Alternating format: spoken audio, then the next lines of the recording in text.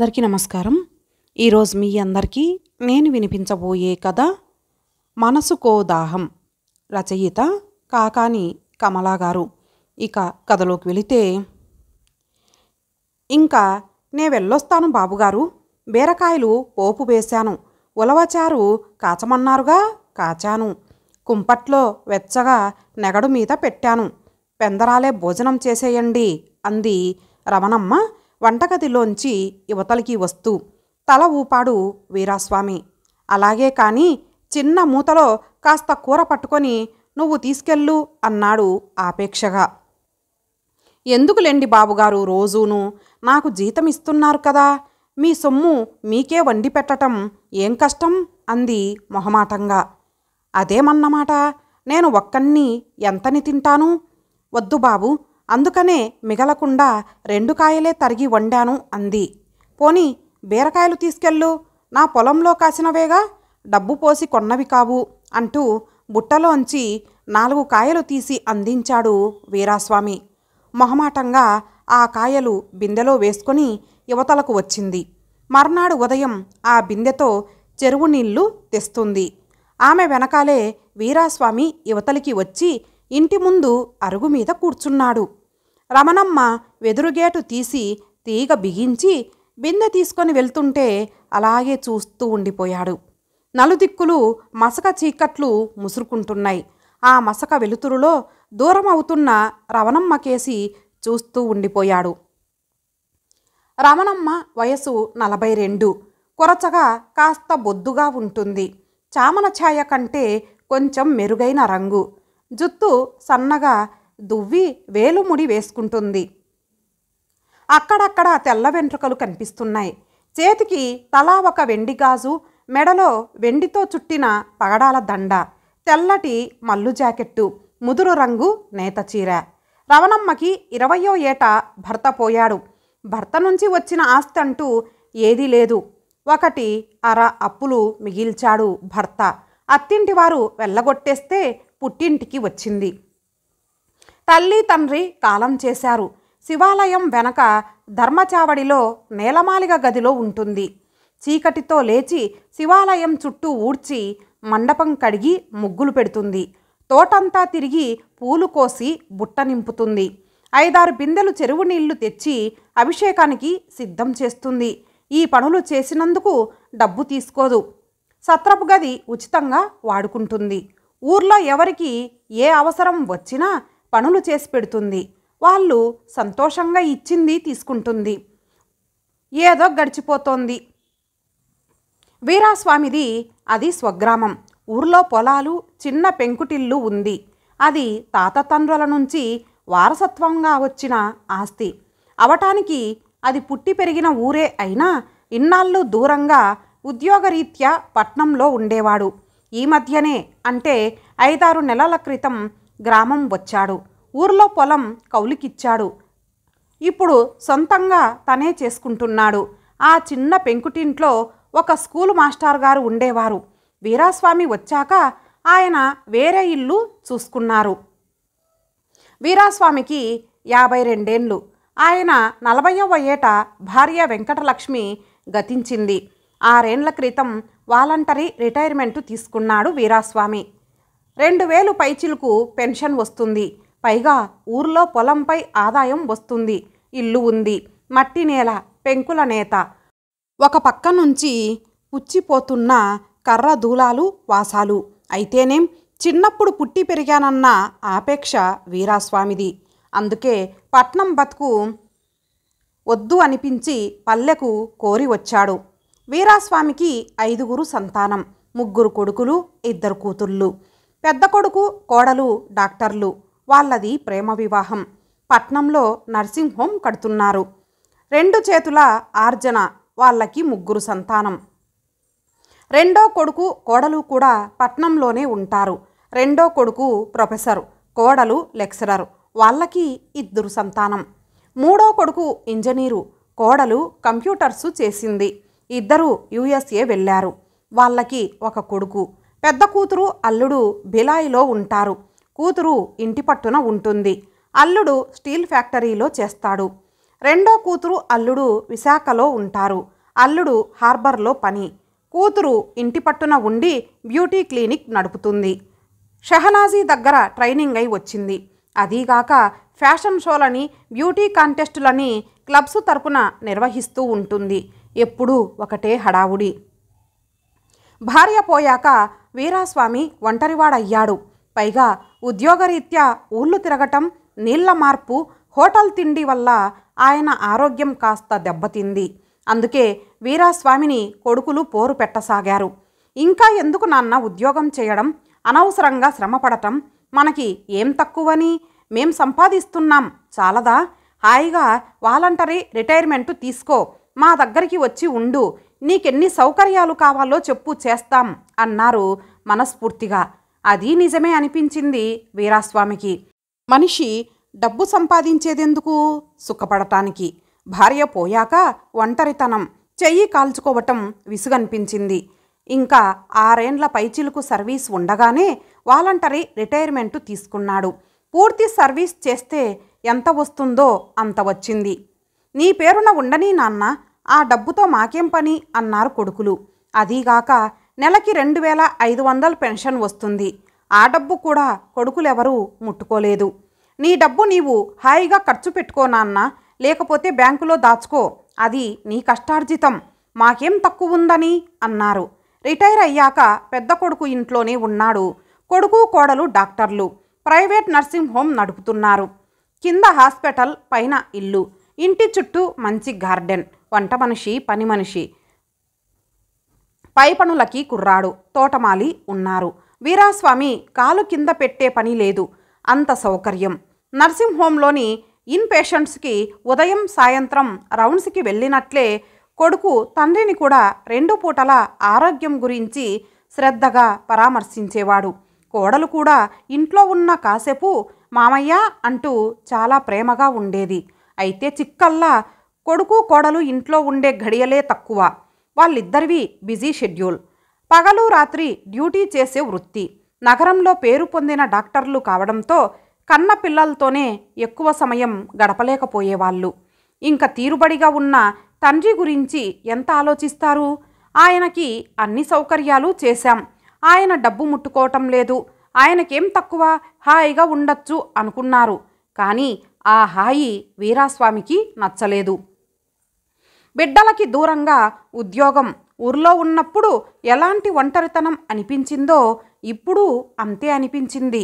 పోనీ మనములతోనన్నా కాలక్షేపం చేద్దామంటే వాళ్ళది అంతకంటే బిజీ షెడ్యూల్. ఉదయం లేచింది మొదలు కాన్వెంట్కి వెళ్ళే హడావిడి.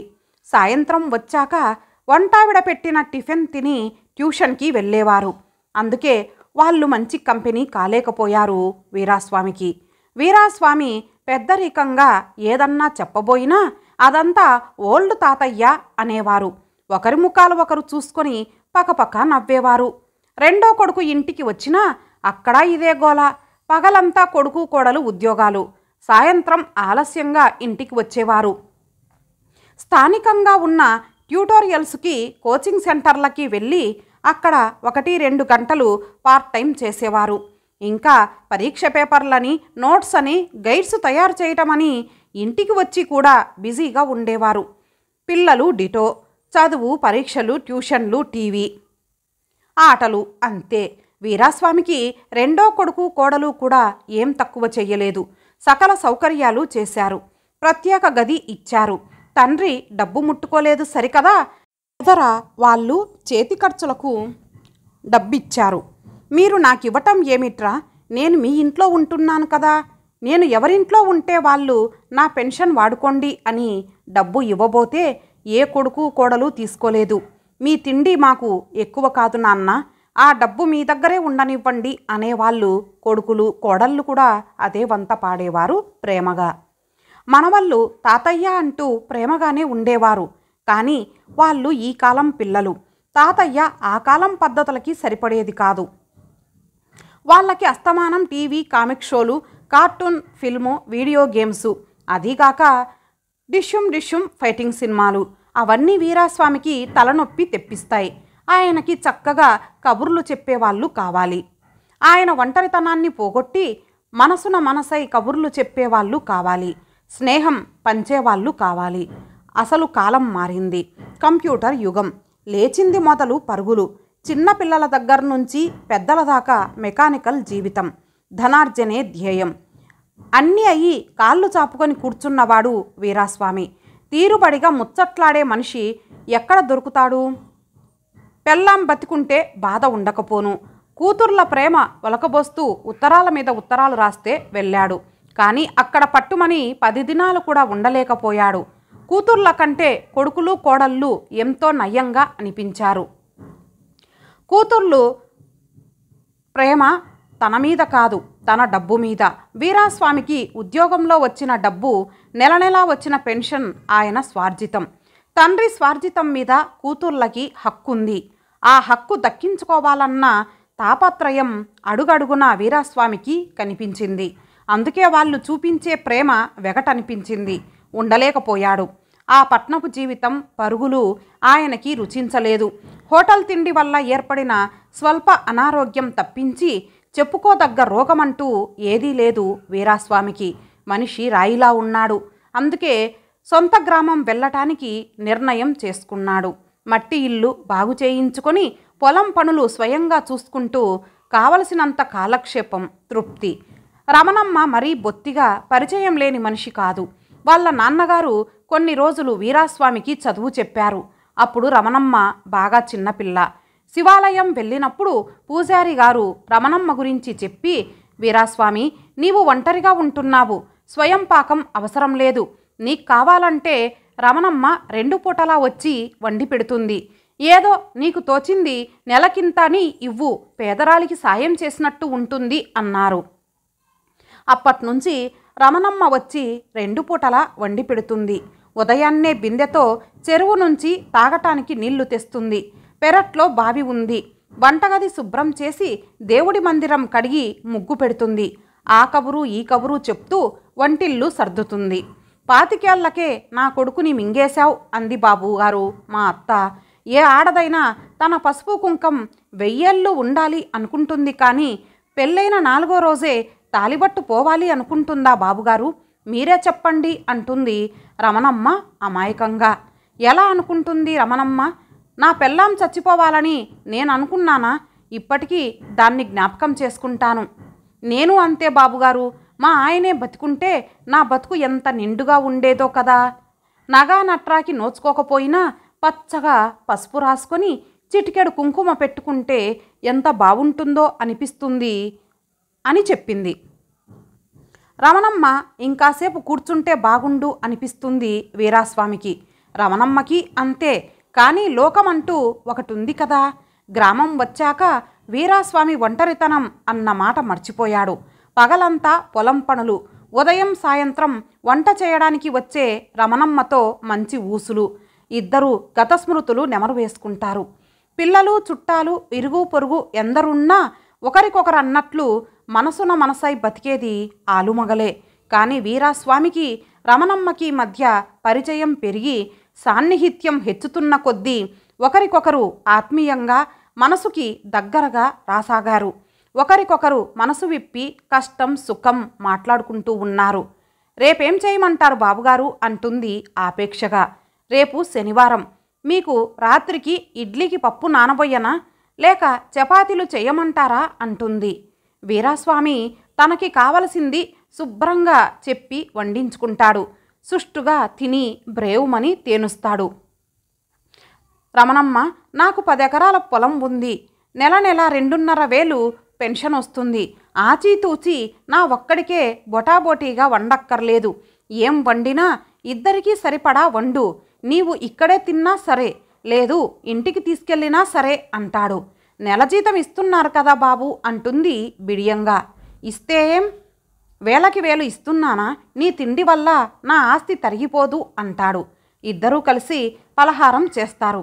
ఆ తర్వాత ఎంగిలి పళ్ళాలు ఎత్తి వంటగది శుభ్రం చేసి పెడుతుంది. ఎప్పుడైనా కాస్త ఒంట్లో నలత చేసి రమణమ్మ రాకపోతే వీరాస్వామికి ఎంతో వెలితిలా అనిపిస్తుంది. వీరాస్వామికి కాస్త తలనొప్పి వచ్చినా రమణమ్మ తెగ కంగారు పడుతుంది. పల్లెకి వచ్చినప్పటి నుంచి వీరాస్వామికి జీవితంలో గొప్ప మార్పు కనిపిస్తోంది. ఆయన వయసు 52 దాటింది. కానీ 25 వెనక్కి వెళ్ళినంత ఉత్సాహంగా ఉంది. మనసు ఎంతో ఉల్లాసంగా ఉంది. ఇన్నాళ్ళు వేధించిన ఒంటరితనం దూరమయ్యింది. మనసుకి తోడు దొరికింది. భార్య బతికున్న రోజుల్లో మనసు ఎలా ఉండేదో అలా ఉంది తన మనసుకి దొరికిన తీగ రమణమ్మ. కానీ ఆయనకి ఇంకో చింత పట్టుకుంది. ఆ చింతకి కారణం అనుక్షణం వీరాస్వామి మనసు ఇంకో రకంగా ఆలోచిస్తోంది. ఆశలు పడుతోంది. రమణమ్మకి భర్త లేడు. ఏ సౌభాగ్యానికి ఆమె నోచుకోలేదు. చిన్న వయసులోనే అన్నీ పోగొట్టుకుంది. పైగా పేదరాలు. చచ్చేదాకా చాకిరీ చేస్తేనే నోట్లోకి మెతుకుపోతుంది. చచ్చాక తలకొరివి పెట్టడానికి కూడా ఊర్లో నలుగురు తలా ఒక చెయ్యి వేయాల్సిందే. తనక భార్య లేదు. అందరూ ఉన్నారు. వయసు 50 దాటింది. తనకి కావలసినంత డబ్బు ఉంది. తనకు ఈ వయసులో ఆసరా కావాలి. అది తన కొడుకుల దగ్గర కూడా బోల్డంత లభిస్తున్నది. కానీ అక్కడ తన మనసుకి సంతోషంగా లేదు. తృప్తి లేదు. కడుపుకు ఆహారం ఎలాగో మనసుకి సంతోషం అంతే.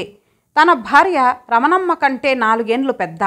రమణమ్మని తను పెళ్లి చేసుకుంటే ఎలా ఉంటుంది? లోకం హర్షిస్తుందా అన్న చింత పట్టుకుంది. ఈ పెళ్లి వల్ల తన వల్ల రమణమ్మకి ఎక్కువ అన్యాయం ఏమీ జరగదా అనిపిస్తుంది. తనకంటే చిన్నవాడైతే రమణమ్మకి తగిన న్యాయం జరుగుతుంది. కానీ ఆమెని ఎవరు చేసుకుంటారు? ఆమెకు మళ్ళీ పెళ్లి జరగాలంటే ఈపాటికే జరగాలి. జరగలేదు. ఇకపై జరగదు. తను చేసుకుంటే హాయిగా ఇంత ఇల్లు వాకిలి నీడపట్టున మంచి బ్రతుకు వస్తాయి. ఇల్లిల్లు తిరిగి చాకిరీ చేయనవసరం లేకుండా కడుపు నిండా తిండి బట్ట ఒక హోదా వస్తుంది. తనకి ఇంట్లో దీపం పెట్టే మనిషి వస్తుంది. ఒక రకంగా ఇద్దరికీ పెళ్ళి సంసారం వయసు దాటిపోయింది. ఈ వయసులో స్త్రీకి కానీ పురుషుడికి కానీ కావలసింది శృంగారం కాదు. ఒకరికొకరు తోడు నీడ, మనిషికి మనిషి ఆసరా, కష్టం సుఖంలో పాలు పంచుకునే స్నేహం. తన భార్య బ్రతికి ఉన్నా ఈ వయసులో ఆమె నుంచి తను ఇవే కోరుకునేవాడు. రమణమ్మ భర్త బ్రతికున్నా ఆమెకి ఆయన నుంచి అవే లభ్యం అయ్యేవి. తను రమణమ్మని చేసుకుంటే ఆమెకు జీవితంలో కొంతైనా న్యాయం జరుగుతుంది కదా. ఇక లోకం కొత్తలో నాలిక బయట పెడుతుంది. ముక్కున వేలుంచుకుంటుంది. ఆ తర్వాత మర్చిపోదా? తనకి వారసత్వంగా వచ్చిన ఆస్తి కొడుకుల పేరున రాస్తాడు. తన కష్టార్జితంగా వచ్చిన డబ్బు పింఛను తను వాడుకుంటాడు. ఈ చిన్న పెంకుటిల్లు తన కింద ఉంచుకుంటాడు. తన తదనంతరం రమణమ్మకి చెందుతాయి. ఎవరు ఒప్పుకున్నా ఒప్పుకోకపోయినా తనకి లక్ష్యం లేదు. ముందు రమణమ్మకి చెప్పాలి. ఆమె ఒప్పుకుంటే చాలు. ఈ వయసులో రమణమ్మకి పిల్లలు పుట్టకపోవచ్చు. ఒకవేళ కాలంగాని కాలంలో కాపు కాసినా తన బ్యాంకులో ఉన్న 4.5 లక్షలు ఈ చిన్న ఇల్లు పింఛను ఆ పసికందుకి వారసత్వంగా లభిస్తాయి. ఇంతకీ రమణమ్మ ఏమంటుందో? లోకానికి భయపడుతుంది తప్పించి ఆమెకు ఎంతో ఇష్టం ఉండదా? పసుపు కుంకుమ దొరుకుతాయంటే ఏ ఆడది సంబరపడదు? ఆమె ఇన్నేళ్ల ఒంటరి ఎడారి పయనంలో ఒక మగతోడు ఒక ఆసరా లభిస్తుంటే వద్దంటుందా? తను కన్ను మిన్ను కానని కామంతో ఈ పని చేయడం లేదు. అదే యథార్థమైతే ఈ పాటికి ఎప్పుడో ఈ పని చేసి ఉండేవాడు. అలాగే రమణమ్మ గ్రామంలో ఏదో తప్పుడు పని చేస్తే ఊరు నుంచి తరిమి కొట్టబడి ఉండేది. కానీ ఆమె నిజాయితీ చూసే శివాలయంలో స్థానం ఇచ్చారు. రేపు రమణమ్మ వచ్చినప్పుడు అడగాలి. దేవుడి పూజా మందిరం ముందు కూర్చోమని చెప్పి అడగాలి. కంగారు లేకుండా స్థిమితంగా ఆలోచించుకోమని చెప్పాలి. రమణమ్మ ఒప్పుకుంటే అప్పుడు కొడుకులకి చెప్పాలి. వాళ్ళంతా చదువుకున్న వాళ్ళు. ఈ చివరి రోజుల్లో తనకేం కావాలో వాళ్ళకి తెలుసు, అర్థం చేసుకుంటారు. వాళ్ళు కాదన్నా ఆగేది ఏం లేదు. ఎవరి జీవితం వాళ్ళ ఇష్టం. తనకి రమణమ్మ అభిప్రాయం ముఖ్యం. తను ఈ మాట చెప్పగానే రమణమ్మ ముఖం ఆనందంతో ఎంత వెలిగిపోతుందో. కళ్ళకి కాటుక పెట్టుకొని నుదుట కుంకుమ దిద్దుకొని సిగలో పూలు పెట్టుకుంటే రమణమ్మ ఎంత కలగా ఉంటుందో. బిందె తీసుకొని దూరంగా సందుమలుపు తిరుగుతున్న రమణమ్మని చూస్తూ అలాగే అరుగు మీద కూర్చుండిపోయాడు వీరాస్వామి. అప్పటికే మసక చీకట్లు బాగా దట్టంగా ముసురుకొని చుట్టూ చీకటి ఆవరించింది. కానీ వీరాస్వామి మనసులో దీపం వెలుగుతూ ఉంది. మల్లున్నా మాన్యాలున్నా మంచె మీద మగువుండాలి, పాడి ఉన్నా పంటలు ఉన్నా పంచుకునే మనిషి ఉండాలి. టూరింగ్ టాకీస్లో సినిమా మారినట్లుంది. సినిమా బండివాడు లౌడ్ స్పీకర్లో పాటలు వేస్తూ పేపర్లు పంచుతున్నాడు. ఇంతటితో ఈ కథ సమాప్తం. మరలా మరొక మంచి కథతో కలుద్దాం. అంతవరకు సెలవు. నమస్తే.